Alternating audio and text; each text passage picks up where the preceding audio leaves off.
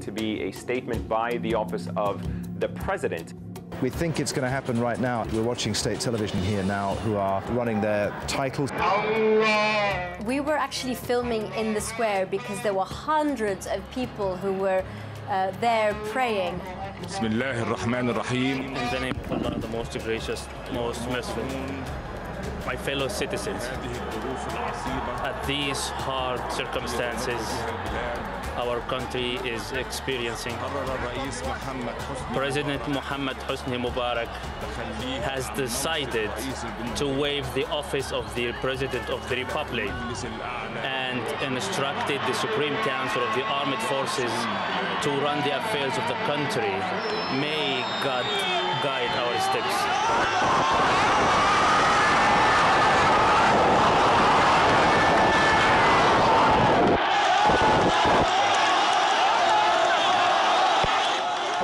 Listen to that crowd. That's what they've been waiting for.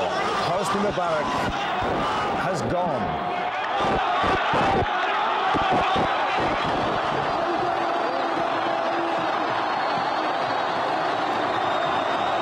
The whole idea of Egyptians just being submissive and worshipping their pharaoh, all this is just, you know, no one can ever say this again. I am so proud. I am so proud. As an Egyptian, I felt a great sense of pride in that a country that had been so criticized for so many years, that its people were dormant, politically apathetic, disenfranchised, disengaged. Over the course of 3 weeks, they found their voice, and their voice on this night was heard.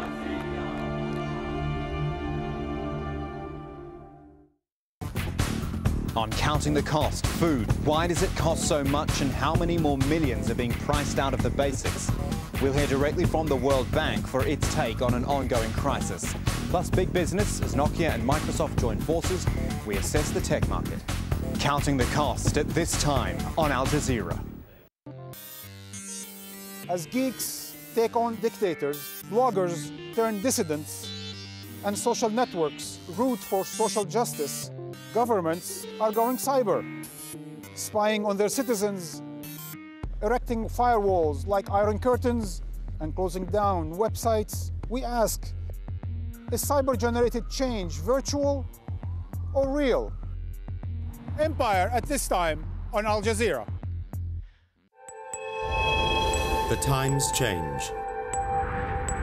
The instruments evolve. The battlegrounds shift. This is America! Our country! But the international struggle continues. He was murdered! Uncompromising, hard-hitting investigations. I can't get no justice from no one in Jamaica. People and power, at this time on Al Jazeera. China has a growing elderly population, and as a consequence of its one-child system, there are fewer younger people to take care of them.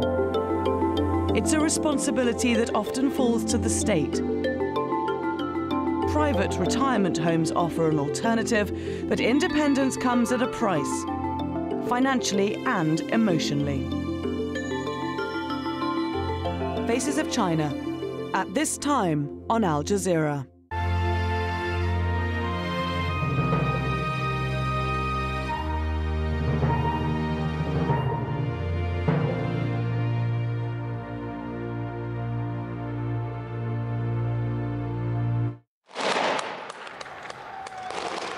Anti-government protesters in Libya call on security forces to stop killing civilians, as a human rights group claims more than 100 people have died.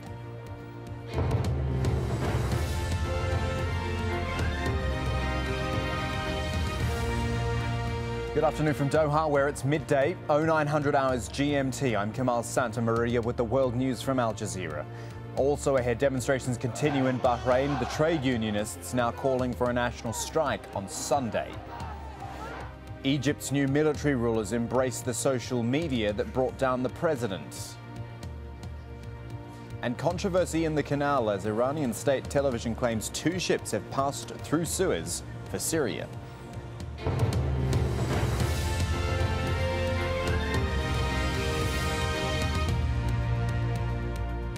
So let's start in Libya. Anti-government protests there look like they're spreading. The death toll certainly getting higher. Due to media restrictions, exact figures are hard to come by, but Human Rights Watch now says 104 people have died in the crackdown on demonstrators. The focus has been the eastern city of Benghazi, but there have also been protests across the country's north, including Tripoli, the capital. Stephanie Decker with more. The streets of Benghazi. It's an ongoing battle and the scene of death and violence. I have cousins who are in the streets whose friends have been killed right in front of them. The killings are just going on. Bodies are piled everywhere. The numbers that they announce on TV are nowhere to compare. They're just firing people. Sniper shooters are on the rooftop.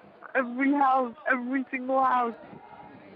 In the morgue, one man takes a last look at his relative and murmurs, he was not armed. Also from Benghazi, this video, which we cannot independently verify, claims to show what protesters believe is a mercenary, a hired killer, contracted by the Libyan regime to attack demonstrators. And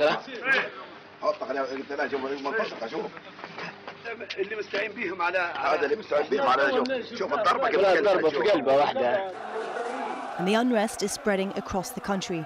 Here in Al-Baidiyah, thousands gather near the main mosque, another city rocked by days of protests against the country's leadership. Chanting "There's no God but Allah," mourners carry the body of one of those killed. And there's more chaos. Anti-Gaddafi graffiti sprayed on walls, and a voice through a loudspeaker saying, "There's no state here." Reports of casualties are running high and constantly rising. The city's hospital overwhelmed. The morgue is filled with bodies, and more is still coming. But on Libyan state television, a very different picture. No mention of any anti-government protests. Instead, supporters of the Libyan leader are shown on the streets of the capital, Tripoli. It's difficult getting information out of Libya, with communications and the internet disrupted. But what's almost certain, Libya is facing more unrest in the days to come. Stephanie Decker, AlJazeera. Here in the studio with me, Ibrahim Jibril, who is a Libyan political activist. Nice to have you with us. Good to be here. Look, talk through what some of we're seeing. It just looks like it's getting worse in Benghazi. And as I was saying to a guest yesterday, it seems amazing it's getting worse because surely the government in Libya has seen what's happened in other countries. Certainly. It is getting worse, but it's not a surprise. At least to the Libyan people, we're not surprised because we have gotten used to the brutality and the viciousness of the regime. You have to remember that this regime literally hanged students on campus in Libya, not early on. This regime also killed in one day 1,200 people in one prison, and so on. So this regime is very brutal, very vicious. But even in light of what's happened in Egypt, you would think, and I'm an outsider looking in, I know, but you would think that a government would think, look at how the people rose up and toppled what we thought was a stable government in Egypt. Why would it respond the same way? Or does it not know any other way to respond? Actually, the Libyan government, or Gaddafi particularly, has not responded, has responded in a unique way by importing mercenaries in Libya. This is a new invention. So it's been innovative in the